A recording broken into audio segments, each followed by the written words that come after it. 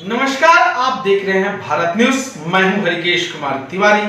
आज मैं पहुंचा हूं पश्चिम चंपारण जिले के एक ऐसे चिकित्सा पदाधिकारी के पास जिसकी चर्चा पश्चिम चंपारण में यूं नहीं कहें पूरे बिहार में है। आखिर में चर्चा हो क्यों नहीं? इनकी चर्चा तब सुर्खियों में ये डॉक्टर आए जब कोरोना काल में सारे तरफ डॉक्टर अपने अपने घर को आराम फरमा रहे थे, और ये ऐसे डॉक्टर हैं जो कोरोना काल में मरीजों की सेवा कर रहे थे, और सेवा ऐसा भी कम से कम दसों हजार से अधिक मरीज को ठीक किए हैं कोरोना काल में। ये है डॉक्टर सुमित कुमार। मैं सीधे शुरू कराता हूं डॉक्टर सुमित कुमार से, जो एमजेके हॉस्पिटल में भी पदस्थापित हैं और यहाँ भी अपना प्राइवेट क्लिनिक भी चलाते हैं, वहां भी लोगों की सेवा करते हैं। मैं सीधे रुक करता हूं doctor Sumit Kumar sir. Sumit Kumar sir नमस्कार, भारत नेटवर्क में आपका नमस्कार, आपका स्वागत है सर। सबसे पहले ये जानेंगे कि सर इतने भरी कोरोना काल में एक तरफ लोग छुपते थे रहते थे, लेकिन आप कोरोना काल में लोगों का सेवा जिस तरह से कर रहे थे वो काबिले तारीफ है, और दूर दराज में इसकी चर्चा है कि डॉक्टर सुमित कुमार ये कोई ग्लव्स वगैरह लगा के नहीं और डायरेक्ट मरीजों की सेवा करते। ये कैसा संभव होता? नहीं, ये तो एक मिथ्या है कि ग्लव्स या मास्क के बगैर कोरोना का इलाज किया गया है। लेकिन कोरोना के समय डॉक्टर्स अगर इलाज नहीं करेंगे तो कौन इलाज करेगा? उस समय मानवता पे इतना बड़ा संकट आया हुआ था, तो उस समय मैंने यही सोचा कि अगर मेरे एक जान की जोखिम पे डालने पे अगर सैकड़ों हजारों जान बचती है तो क्यों नहीं इलाज किया जाए। क्योंकि उस समय अचानक ही ऐसी भयावह स्थिति हो गई थी कि कोई कोरोना के मरीज को छूना भी नहीं चाहता था। तो मैंने यही प्रण किया कि अब जो हो, लेकिन कोरोना के मरीजों की चिंता और सेवा करनी है, और जितना तक हो सके उतना तक इलाज करना है, सरकारी में भी, अस्पताल में भी, और यहाँ पर भी मुझसे जितना बन पाया मैंने कोरोना में सेवा की। बाकी सब भगवान की मर्जी। अभी तक मैं सुरक्षित हूँ, मेरा परिवार भी सुरक्षित है। ये आपको सर डर नहीं लगता था कि बच्चे हैं हमारे यहाँ, पत्नी है, घर के गार्जियन है, और उसके बाद भी आप लगातार इस तरह के कोरोना काल में एकदम लोगों की सेवा करें? एक तरफ जहाँ डॉक्टर लोग थे, आज बहुत बड़े बड़े चंपारण में डॉक्टर दिखते हैं, लेकिन कोरोना काल एक ऐसा काल था, कैसे? अब युद्ध के समय अगर सैनिक बॉर्डर छोड़ के भाग जाए तो कभी भी देश नहीं बचेगा। तो उस समय युद्ध का मैदान घर के अंदर ही कोरोना के खिलाफ हम लोग लड़ रहे थे, और हम लोग उसके सैनिक थे।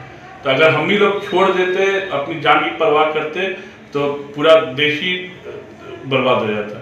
इसीलिए डर को किनारे रख के, डर तो लगा, निश्चय ही डर लगा, लेकिन डर से ज्यादा लोगों की जो पीड़ा देख करके, वो जो एक अंदर से करने का जो आक्रोश, जो एक आवेश आया, उसके बदौलत मैं कर पाया और अभी सुरक्षित हूँ, भगवान की कृपा है। सर घर जाते थे तो कैसे करते थे आप? घर जाते थे, मेरी छोटी 3 साल की बच्ची थी, उसके साथ बहुत डर लगता था। बाहर ही सारा ग्लव्स, तो हम दोनों हस्बैंड वाइफ बेतिया ही शिफ्ट हो गए, क्योंकि मेरी वाइफ भी उस समय एमजेके में थी, और बच्ची को मैं अपनी दादी के पास ही छोड़ दिया था। लेकिन जब भी जाता था, जितना तक हो सकता था कम उससे संपर्क बनाना चाहता था, 12 घंटा का क्वारंटाइन करके ही उससे मिलता था। ये सब तो बहुत भयावह स्थिति थी, और मेरे साथ ही भी बहुत सारे डॉक्टर्स के साथ, जितने भी हमारे नर्सेज हैं, जितने भी हमारे सफाई कर्मी और हॉस्पिटल स्टाफ, सबके साथ ये स्थिति थी। जिस तरह डॉक्टर एक भगवान के रूप में होते हैं, आपने काबिले तारीफ की है और लोग मानते भी हैं। मझौलिया के ऐसे कई ऐसे मरीज मुझे मिले जो बता रहे थे कि आपके तारीफ, तो मुझे रुक नहीं सका। हमने सोचा कि ऐसे व्यक्ति से मिलना चाहिए। तो सबसे पहले आपको तो दिल से धन्यवाद कि इस तरह की सेवा भावना आपके अंदर है, और कहीं ना कहीं इसका फल आपको जरूर मिलेगा। आगे और तरक्की कीजिए। लेकिन सर दूसरा सवाल ये मेरा रहेगा कि अभी सर्दी का मौसम है, शुगर के मरीज हैं या फिर हार्ट के मरीज हैं, उन लोगों को किस तरह का, और बच्चे लोगों को खास करके कैसे संयम रखना पड़ेगा सर्दी काल में? सर्दियों का मौसम, चूंकि हमारा एक गर्म देश है, सर्दियों के मौसम में जनरल बीमारियां जैसे नजला, खांसी, जुकाम, ये सब होना बहुत ही कॉमन चीज है। लेकिन अभी हमको सतर्क रहना है निमोनिया जैसी बीमारियों से, और खासकर जो एस्थमेटिक हैं उनमें अगर फिर चेस्ट में इन्फेक्शन होता है तो उस समय उनको तुरंत हॉस्पिटलाइजेशन की जरूरत पड़ती है। या स्मोकर्स हैं, और खासकर छोटे बच्चों और बूढ़े, उनको निमोनिया के चलते तुरंत खून में इन्फेक्शन बढ़ जाना, जिसको सेप्टिसीमिया बोलते हैं, और बीपी कम हो जाना, जिसको हाइपरटेंशन बोलते हैं। ये सब और रेस्पिरेटरी अरेस्ट, रेस्पिरेटरी फेलियर ये सब होना शुरू हो जाता है। तो इसके लिए प्रॉपर अपने आप को ढक के रखे, कानों को, नाक को, मुंह से मफलर टोपी हमेशा पहन के रखे, जूते हमेशा पहन के रखे, हाथ में दस्ताने पहने, और ठंड को हमेशा बहुत कूली नहीं ले। तो ठंड से बचना बहुत जरूरी है, गर्म बचना बहुत जरूरी है, गर्मी जाती रखना है, तो पूरे प्रॉपर रजाई वगैरह रखना है। और अगर 5 दिन से ज़्यादा अगर आपको नज़ला, सर्दी, खांसी, जुकाम रह रहा है तो अपने डॉक्टर से मिले, क्योंकि ठंड के समय चूँकि लोग बहुत क्लोज कॉन्टैक्ट्स में रहते हैं तो ट्यूबरक्लोसिस का फैलना भी बहुत ज़्यादा हो जाता है। एक घर में 3-4 ट्यूबरक्लोसिस के पेशेंट्स आते हैं। अगर खासकर अगर 14 दिन से ज़्यादा खांसी हो गई है या बुखार रह रहा है या दम फूल रहा है तो डॉक्टर से मिलकर चेस्ट एक्सरे, खखार की जांच कराएं। हमारे यहाँ स्पुटम की जांच फ्री में होती है। यहाँ पर हमारे यहाँ आ करके पेशेंट का स्पुटम ले जाते हैं डॉक्टर्स फरीद वाले, अच्छा काम कर रहे हैं टीबी के। इसीलिए ठंड को कभी भी कूल नहीं ले, ठंड को आराम से। एक चीज और सर जो मैं जानूंगा कि देखते हैं बुजुर्ग लोग का भी, चाहे हम लोग भी, अक्सर नौजवान भी देखते हैं कि एकदम गर्भ में रहते हैं, डायरेक्ट बाहर निकलते हैं, उससे हार्ट अटैक वगैरह सब का भी संभावना होता है क्या? उसके लिए क्या करें? ठंड के समय में हार्ट अटैक और पैरालिसिस, जिसको लकवा बोलते हैं, ये सब क्यों होता है? ये सब के मरीज अचानक से बढ़ जाते हैं। बिकॉज अचानक से जब मान लीजिए कोई बुजुर्ग सोए हुए हैं और वो जैसे ही बाहर निकलते हैं तो शरीर के जितना भी ब्लड है तो ब्लड प्रेशर बढ़ जाता है, वो ब्रेन की तरफ में बहुत तेजी में बहता है, जिसके कारण उनके ब्रेन की धमनी फट जाती है, जिसको ब्रेन हेमरेज या लकवा बोलते हैं। अगर वो हार्ट के समय करे तो हार्ट अटैक आता है। तो इसके लिए हमेशा प्रॉपर कपड़े पहन के डायरेक्ट एक्सपोजर में आने से पहले धीरे धीरे अपने आप को एक्लेमेटाइज करें। जैसे कि अगर आप हीटर में बैठे हुए हैं तो पहले हीटर बंद करें, 5 मिनट के लिए रूम को पहले नॉर्मलाइज करें, तब बाहर जाए। हीटर से ही डायरेक्ट बाहर ठंड में नहीं जाए, जिससे एक्सपोजर का खतरा बढ़े। और खासकर बुजुर्गों को और बच्चों को अपने से बचाना है। ये सब ठंड का एक्सपोजर बहुत ही खतरनाक है। सर से एक और क्वेश्चन लेना चाहते हैं कि एकाएक किसी व्यक्ति को हार्ट अटैक आ गया तो उसको घरेलू गांव में चूंकि लोग ज्यादा रहते हैं तो उन लोग के लिए बचाव के लिए सर के उसके लिए क्या समाधान है, कैसे बचा सकते हैं, तत्काल उपचार कैसे दे सकते हैं?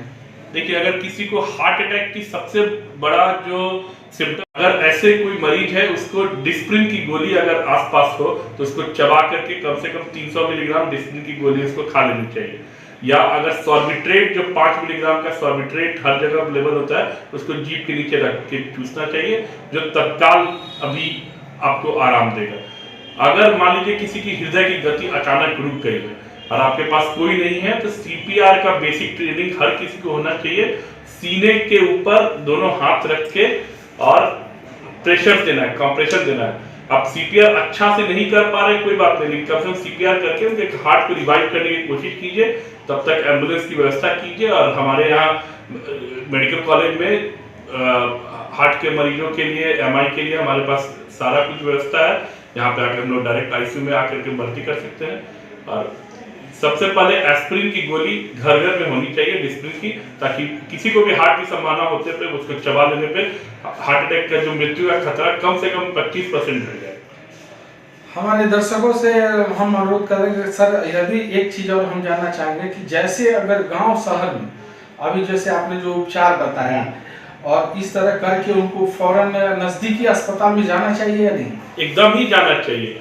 ठंड में किसी भी बीमारी को छोटी नहीं समझना चाहिए, क्योंकि वो मृत्यु का कारण भी बन सकता है या परमानेंट डिसेबिलिटी, लाचारता। जैसे अगर किसी को लकवा बहुत ज्यादा मार दिया है, अगर उसको प्रॉपर्ली इलाज नहीं किया तो जिंदगी भर के लिए वो अपंग हो जाएगा। तो इसीलिए आपको बिना समय नष्ट किए हुए हमारे मेडिकल कॉलेज की इमरजेंसी में आना है, जल्द से जल्द आना है। किसी झाड़ फूक या किसी और पैथी में नहीं पड़ के इमरजेंसी इलाज के लिए यहाँ डायरेक्ट आना।